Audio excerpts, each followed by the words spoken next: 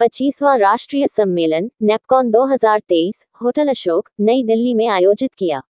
नेपकॉन 2023 ने अपनी रजत जयंती मनाते हुए एक महत्वपूर्ण मील का पत्थर चिन्हित किया, जो श्वसन चिकित्सा में विशेषज्ञता वाले स्वास्थ्य पेशेवरों के लिए एक अविस्मरणीय अनुभव का वादा करता है। इंडियन चेस्ट सोसाइटी द्वारा आयोजित ये प्रमुख वार्षिक सम्मेलन इस क्षेत्र में नवीनतम रुझानों और सफलताओं पर चर्चा करने, सहयोग करने और पता लगाने के लिए भारत भर के प्रमुख विशेषज्ञों, चिकित्सकों और शोधकर्ताओं को एक साथ आए।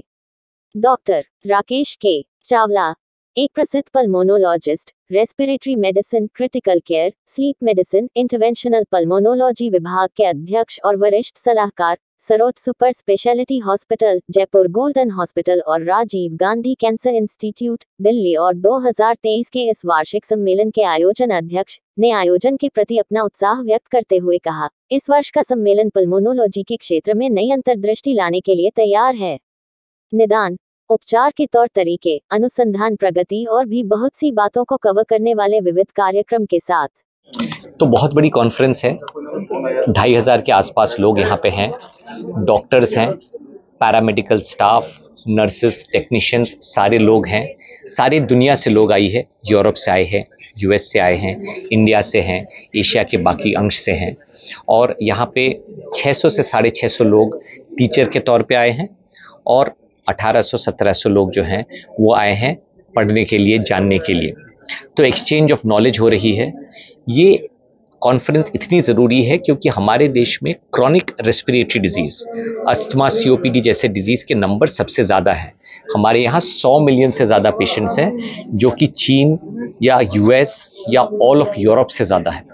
तो इसीलिए क्रॉनिक रेस्पिरेटरी डिजीज़ के बारे में कॉन्फ्रेंस होना, एक्यूट डिजीज़ लाइक ट्यूबरक्लोसिस, जो हमारे पूज्य प्रधानमंत्री नरेंद्र मोदी ने बोला है कि 2025 के अंदर इसको एलिमिनेट करना है, ये सारे प्रोग्राम्स हमारे देश में चल रही है और वो पल्मोनोलॉजिस्ट ही चला रहे हैं। तो इसीलिए ये स्पेशलिटी ज़रूरी है, ये बीमारियां ज़रूरी हैं और उनके बारे में जानकारी होना, लेटेस्ट अपडेट्स जानना बहुत ही ज़्यादा ज़रूरी है।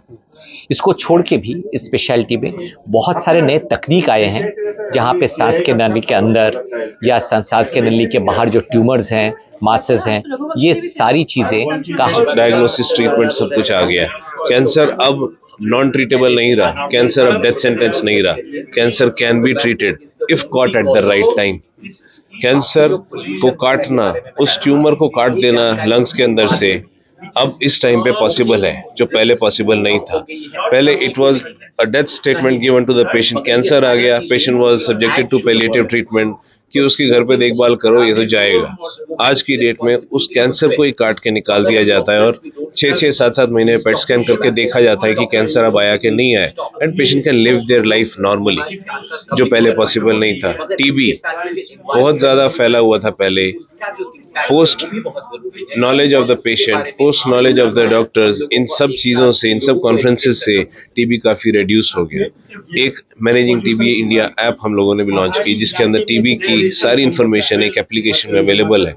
एंड जो डॉक्टर्स जीपी प्रैक्टिस कर रहे हैं, जो एमबीबीएस हैं, छोटे डॉक्टर्स हैं जो कि टीबी के बारे में उतना नहीं जानते, they can also treat the patients successfully. सबको हमारे को साथ लेके चलना है, ये नहीं कि हम अपना ही विकास करें सिर्फ, तो सबका साथ सबका विकास। We should have all chest physicians, all medicine people should know what is happening in chest. अगर उनको हमारी जरूरत है तो we are available for them, and for our community we are always available.